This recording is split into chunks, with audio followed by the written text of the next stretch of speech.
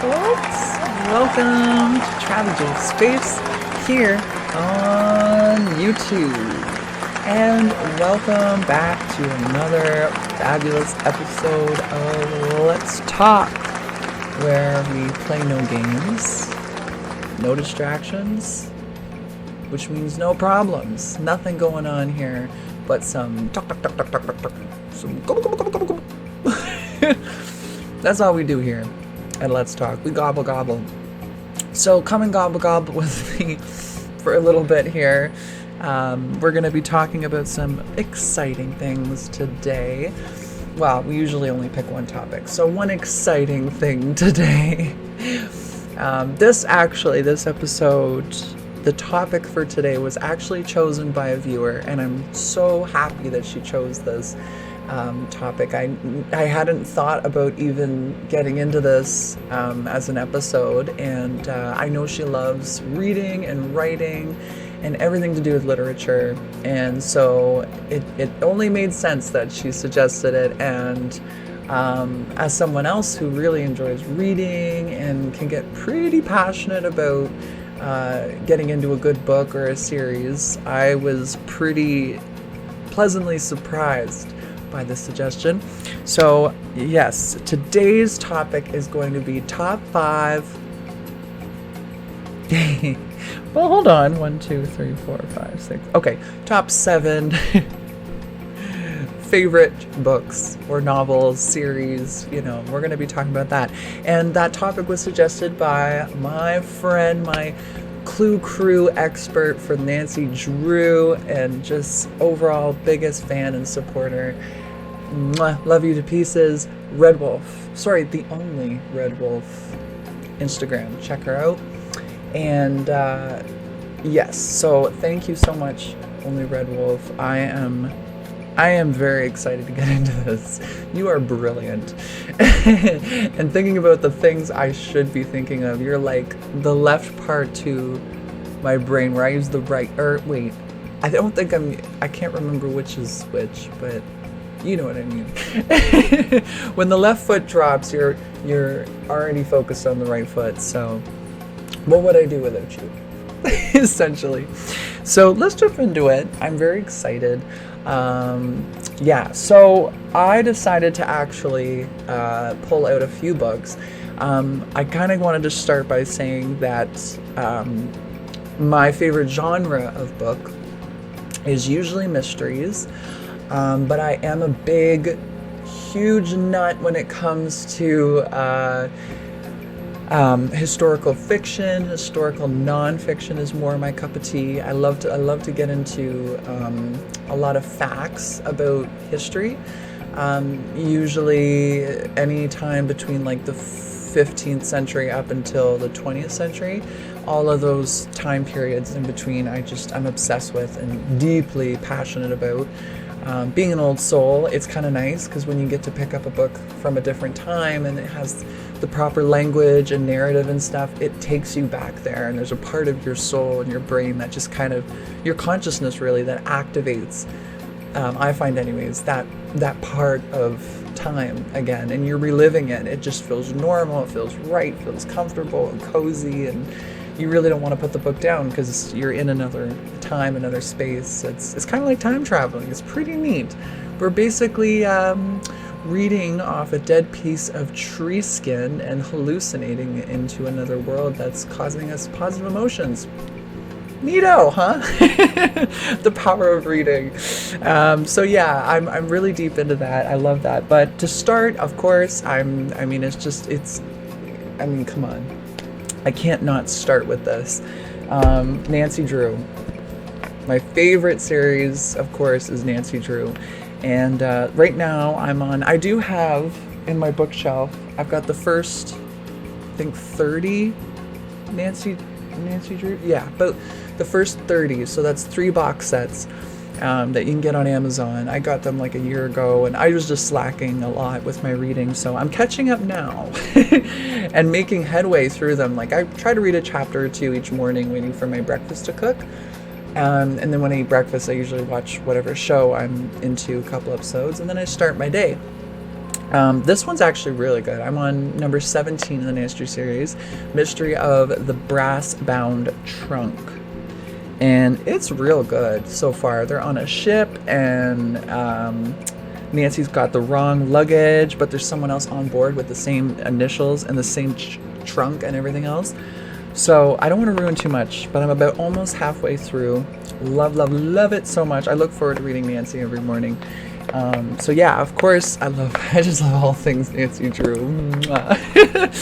So of course, I love to read it too. And for me actually too, another thing I love is the illustrations.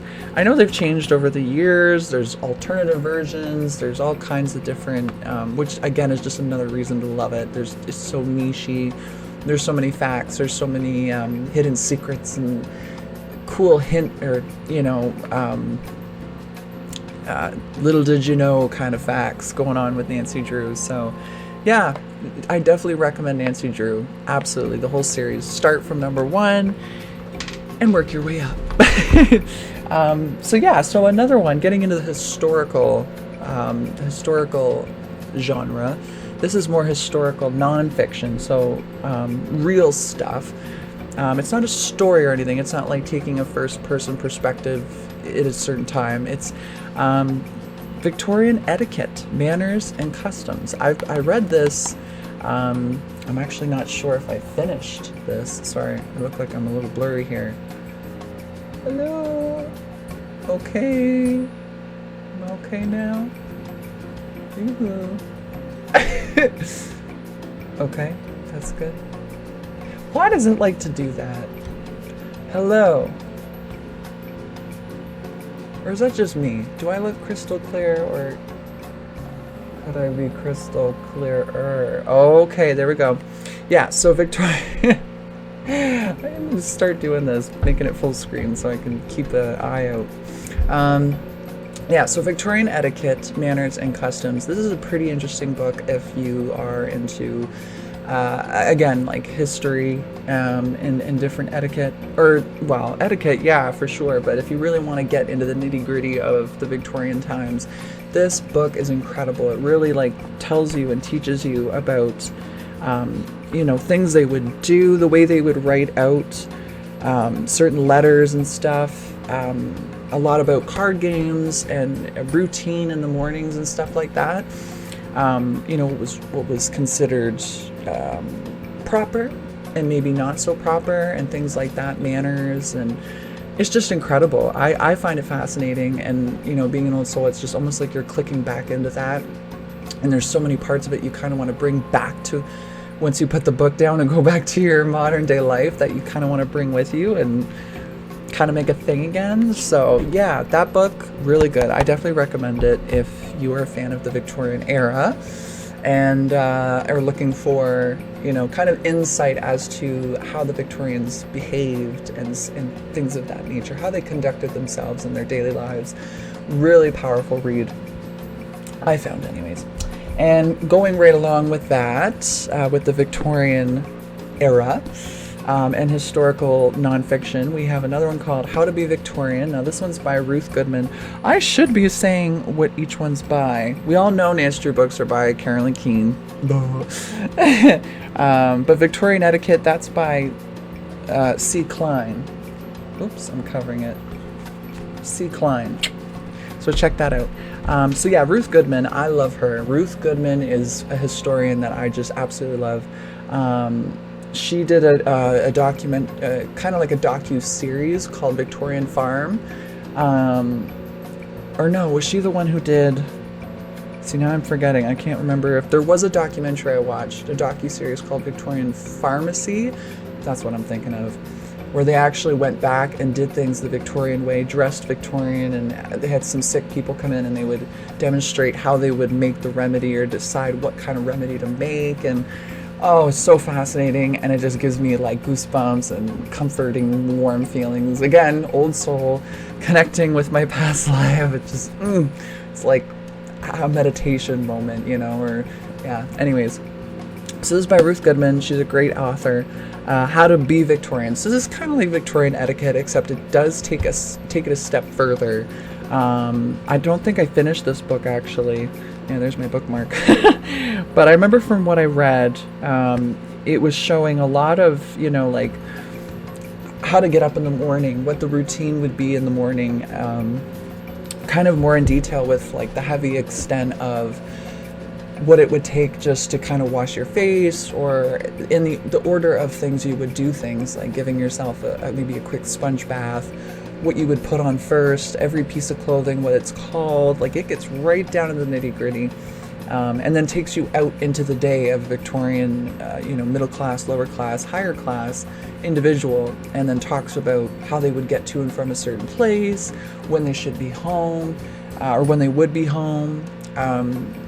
Again, it kind of ties in with the Victorian etiquette. It would say, like, you know, how you would conduct yourself in public, and what's yay and nay out there, and what would be seen as kind of ugh, and what would be seen as, oh, well, she knows how to keep herself together, you know, something to be praised about. Classes, even, you know, in certain outings, what you're wearing and how that describes you, because your clothing, even down to certain little pieces and additions and stuff to your clothing, would kind of make or break who you were according to other people when they would see you. So it's very interesting, and I loved it. I really did. Oh, you see, and that's another book I want to get. Dr. Ian Mortimer. He is an author of The Time Traveler's Guide to Medieval England. That's a book I want to get my hands on. But incredible. You can even see in the illustrations, like, certain utensils. They get into that. What utensil is for what they would eat. I mean, tea kettles. Oh, I love it. So that's that one by Ruth Goodman. Now this series is my favorite. This is what actually got me into history, historical fiction, nonfiction, just studying history entirely, like taking the knowledge that I knew of myself, self-awareness of, like, oh, I'm an old soul. Huh. Cool. Well, that's why when I watch Downton Abbey, you know, I feel like I'm there. I've been there, done that. Comfort, right? Or, you know, why I watch Vikings and feel like I've been in a town like that before, and, you know, been through the ins and outs. And again, have the connection and the warmth and everything else, a sense of coziness. But then when it came to reading, I needed to find something that I could learn. I now wanted to learn, you know the details, or I guess as an old soul, remind myself what it was like in those past lives. So this was the series for me. Kind of actually what started me to branch off into more royalty in history, so British royal history and stuff like that. It all kind of stemmed from Miss Marie Antoinette. Marie Antoinette was the very first royal in history that I kind of gravitated towards. Her story, her misunderstandings, you know, just who she was brought up to be and then forced to become, and stuff like that. Because originally she's Austrian and her name was Maria Antonia. And when she became a French Dauphine, or princess, she literally had to change everything about her to be completely French, right on the border between three tents. She'd be Austrian here in Austria, go into this tent, everything would be changed about her to be French style, makeup, clothing, her name, everything. And then she would proceed through the French tent and forget her entire life as an Austrian. So that's what first captivated me, was, wow, like this young girl, I think 16, 17, I think 18, maybe 17 or 18. And I think she was queen at 20 or 21. But she was so young and naive and just full of happiness and joy and just wanting people to be happy and wanting to celebrate life. But this is an interesting series because it's not from an a biographer's point of view. It's not, you know, Marie did this and then Marie did that. This is actually from her point of view.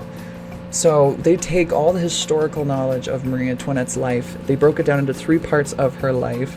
The beginning, so we've got becoming Marie Antoinette. Juliette Gray, incredible. If you want to get into history and you want to learn a thing or two and really become fast, Juliette Gray, she puts it in such a way that you are so captivated but intrigued and interested, and then you're remembering things. It's not one of those, it doesn't feel like a history lesson in class, you know, you're really into it. She pulls you in and keeps you there. Juliette Gray, I have a lot of love and respect for her. So yeah, that's the first one, Becoming Marie Antoinette. And then you get Days of Splendor, Days of Sorrow, when she is queen, and Confessions of Marie Antoinette. Now that's the last one when things start to take a heavy turn. Of course, we know that she was beheaded, and France, the people of France turned against her. So that one's a lot more sad and emotional out of the three. But I've read the series like 3 or 4 times. I always come back to it. It was the first series I bought on her, and I was so excited to get it in the mail. Yeah, it's very captivating. It's very thorough, and it's just detail to detail. It doesn't have too many jumps, I guess. It really gets into each part of the history from her perspective, you know, like it's her narrative, it's her. No outsider, third person jumping in and saying, you know, and then she, da da da. No, it's just straight, all her. So definitely recommend anything by Juliette Gray, actually. Again, with history, she's got quite a lot of good ones, and I've got tons. I've got books on Charles I, Charles II, King James I, Second, Elizabeth I is one of my personal favorites in British royal history. I have a few books on her. I have the complete anthology of all of her letters, which were professionally transcribed and translated to modern day English and everything else, so it's kind of a little easier to read for us modern folk. Which is a great read. It's got her letters and personal diaries from Princess Elizabeth all the way to her final days in about, I think, 1603 when she died, or 1609, one of the two.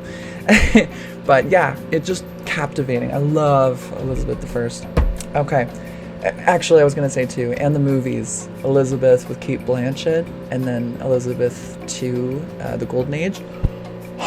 2 of my all-time favorite movies. They depict Elizabeth I's life so well, so accurately, and just so precisely that you're there, and you can allow yourself to just live through the movie and not feel any kind of discrepancies or feel like you're being betrayed, like that didn't happen or something like that. It's very accurate. And Cate Blanchett, oh, I mean, come on, man. The acting, she's incredible. She really captivates the energy and the attitude and personality of Elizabeth. So this isn't about movies though, so let's move on. I could go on and on. Now I need a sip because I've been talking so much. Non-stop. Yeah, so this is the last book. That's probably one of my personal favorites. I'm very picky. I'll tell you right now. There probably would be more books, but I'm very picky when it comes to my books, and when I kind of elevate them to a place where they're my favorite. You know what I mean? When it comes to TV shows, it's hit or miss, and you have a very slim chance. You know, I'll get into a few episodes of a show, and if I'm not feeling it, I'm done. I will not turn it on again. But then, you know, like for example, Gilmore Girls, I started that in the summer, and not even 2 episodes in, I was like, haven't I seen this before? This is everything. Like my comfort, it's the humor, everything. Heartwarming show. It was right up my alley and instantly got into my top 10 favorites. And I do have a list in my journal, which I'll share one day actually. Maybe that'll be our next episode, a top 10 favorite shows. Oh, I think I've done that episode already. Well, it is going to be updating because I just finished Buffy the Vampire Slayer. Easily another top 10. So I'm going to have to readjust and revise my top 10 favorite television shows. But anyways, let's get to this last one here. This one's called The Forgotten Tudor Women. This is an incredible novel. It's pretty detailed when it comes to 3 women from the Tudor period that are less thought of or less seen in popular media and literature and things of that nature. It's about 3 different Tudor women that were close to, you know, famous people of the time in the royal circles and whatnot, but didn't quite get, you know, the reputation or the spotlight that they kind of deserved. Margaret Douglas, Mary Howard, and Mary Shelton. Now, I do need a bit of a touch-up here. I'm just going to read the back very quick. Everyone knows that Henry VIII had 6 wives, 2 sisters, and 2 daughters. All of these women received attention in academic circles and are the subjects of countless biographies, as I was just saying. Not many people, however, realize that Henry VIII also had a niece, a daughter-in-law, and a mistress, who were close friends, but who today remain on the fringes of history. These women were Margaret Douglas, Mary Howard, and Mary Shelton, and this book examines their lives. How incredible does that sound? Now, for me, I've always loved reading about, you know, the underdog, or the character that got a little bit of attention, but we didn't get to hear his or her story or get background info on that person. They come in and out some scenes, but what about them? I want to know more. I've always been gravitated towards those characters in books and movies. For example, I've never read any of the Twilight series, I know, but I love the movies. And I remember seeing one character named Bree Tanner, and she kind of kept popping up, and, you know, she had a horrible fate and stuff like that. But I wanted to know more. What about Bree Tanner? And then they came out with the book. It was like a spin-off to the series, The Second Life of Bree Tanner. And I just ate it up. I mean, I never read the Twilight series, but I read this one, and I was like, oh my God, I love this. Like, this is incredible. She's got a really interesting story and a unique perception of everything that went down in the events of, I think, the second last movie. So yeah, it was it was pretty incredible. And that's kind of where I gravitate towards, is secondary characters, or even, you know, third, like, going down, that are here and there. They have some wit or quirks about them that are, like, intriguing, but we don't get enough. I need more, you know? So yeah, that's why I really gravitated towards this book, because I am a huge fan of the Tudor era. Again, Elizabeth I and the whole Tudor dynasty, Henry VIII, Mary I. Yeah. And of course these women that are also attached to it, but just weren't given the right platform, or given much of a platform, like they said, in autobiography, or in biographies and popular media and such. So yeah, it's a great read. They don't show all 3 women, unfortunately. I think maybe that's the 3rd one, but yeah, it's really good. Somewhere in there they talk about, I remember, it's what was oh, there goes the mic. What was popular back in the day when it came to how the teenagers, the young folk, would gossip and share stories, and kind of like the way tabloids are today, but not as heavy.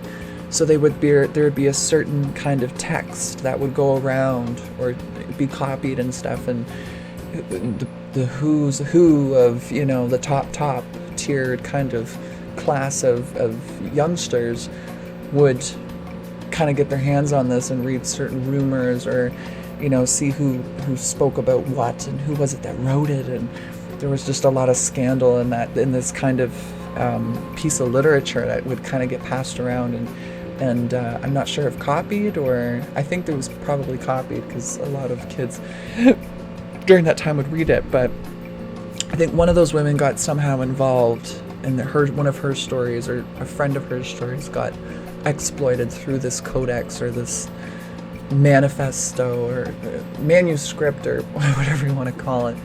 I would have to read it again, but just incredible. The details, it just really brings you into that era, as well as into these women's incredible lives, you know? Even though they didn't get the spotlight, they kind of should have. And yeah. Oh, and that one's by Sylvia Barbara Soberton, by the way. I haven't. That was my first read of hers as an as an author. But yeah, incredible read, and if you're interested in that, I definitely suggest it. Huge. I do have a whole like I keep saying, I have a whole historical library of Mary Queen of Scots. I mean, I have like 3 books on Elizabeth I, going into the Stuart dynasty, Stuart era after Elizabeth I. So James I of England, and I think 4th of Scotland. First Scottish king to be British king as well. Mary Queen of Scots' son, and that goes into James the or Charles I, Charles II, James I, and then beyond that, I never got that far when it comes to like William and Mary and Anne and into those kind of Georgian beginnings of the Georgian eras and stuff like that. I don't know anything about that. I never got that far, and I'm not sure why. Maybe it was just not meant to be, and I just didn't have the interest, but my heart and soul is just always in that period between King Henry VIII's father, King Henry VII. He was known as the Winter King. That man his story is pretty incredible too. I would certainly read on him. I have a book about his wife, Elizabeth of York, and she was a pretty substantial figure when it comes to the Tudor dynasty taking control of England and having its King Henry VII was the last king to become king through conquest. So I mean that's a pretty remarkable accomplishment too. But it's crazy because he became so powerful so quickly and had such a great rapport and relationship with his people that no one dared to continue to fight for the crown. It was just, oh wow, okay, well you got this. So then, of course, when his son got it, King Henry VIII, he just entitled and, this and that, and kind of became a bit of a dramatic, scandalous train wreck after that with, Mary I, who is the reason why we have the term Bloody Mary. And then there's Elizabeth I, who kind of saved it all, the Tudor name, and is the reason why they had the Golden Age, So it's an incredible story of just generational family nonsense, and during a time when, you got William Shakespeare going on, deep poetry and theatrics going on, in stages and productions and stuff like that. So it's an incredible time, and learning about the people from that time, the figureheads of that time, I mean, for me, it's so much more than just learning and knowing and going, I can imagine that. It's like my soul goes back, and it gives me a chance to time travel and have a moment one-on-one with just reliving the time and connecting and going in tune with another life, a past life. So it's kind of a deep spiritual meaning for me. But again, that just comes down to the power of reading and how incredible reading is, and why reading should never die, and the physical book should never, ever in history become extinct. Because I mean, for me, it's just all about that, turning the page and feeling the paper and just the sounds of the book, the feel of the book, the smell of the book. It's not the same when you pull out a Kindle, or a Kobo. I tried a Kobo, but it's just not the same. I need my books, the wear and tear because you've read it so many times, and I hope that never fades. I hope we never see the end of a physical text, physical books where people are going, that's so rare, how much do you want for that novel? I hope that's never a thing. I mean, I hope it's not my lifetime that happens, if it does, because heartbreaking. That would be heartbreaking. Soul crushing. Us readers out there, we need to unite, stick together, and keep sharing the love of reading and the importance of reading. It's different for everyone.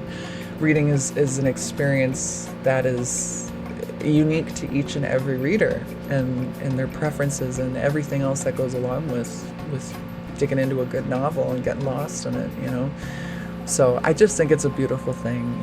We do a lot of gaming here on TravyJsSpace, and we get into all the again, the same kind of concept with games and what that means to us and the comfort and joy and connection. We get to come together, but not too many people these days kind of have that conversation with reading, and it's a beautiful thing. So once again, actually, coming full circle, I need to end this episode by thanking Red Wolf, or the only Red Wolf, if you'd like to go and follow her on Instagram. Yes, shout out. But I call her Red Wolf. Yeah, I have to thank her for this topic, for this video, because yeah, I guess I hadn't even realized either, like, this is just how important, I guess, and just how much reading means to me. I never really gotten a deeper understanding of really, yeah, what it means to me in reflection until this moment. So thank you for that topic, and I'm sure I'll eventually somewhere later on get nitty gritty and want to show the rest of my collection, and probably will. So this may not be the last episode about books and reading and things of that nature. And yeah, so anyways, that's all I have for today. Yep, I've covered all the notes for today's topic, and yeah, I just want to take this opportunity, of course, to thank you guys for watching. I appreciate each and every one of you. I'm very grateful that you guys take a little slice out of your day to spend with TravyJ. Thank you. You guys are awesome, and you guys are worthy, and you guys are leaders, and you guys are teachers, and you guys are inspirational, motivational, and you need to know that. Look what books do. I'm feeling the vibe to just want to uplift the spirits. Gosh, prophetic. But yes, thank you guys. I really, really do appreciate it. I love each and every one of you. And of course, if you have a topic that you think we should talk about here on Let's Talk, you want to expand on and kind of get my perception on, and something we can discuss in the comments or whatever, drop it down below. Do not be scared. Whatever the topic is, we will discuss it. Red Wolf did it, and now look at, we got a 32-minute episode on books and our favorite books, top books. So yeah, groovy. I'm not kidding. We will talk about it. So yeah, all right, I guess that's all for me. Toodles for now. Ta-ta. Ciao. Till next time. Howdy, folks. Did you like that video? Well, then why don't you go ahead and give that thumbs up a smackaroo.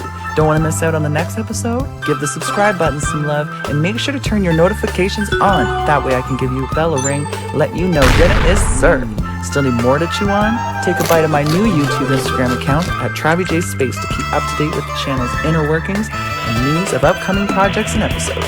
Thanks for watching. See you next time.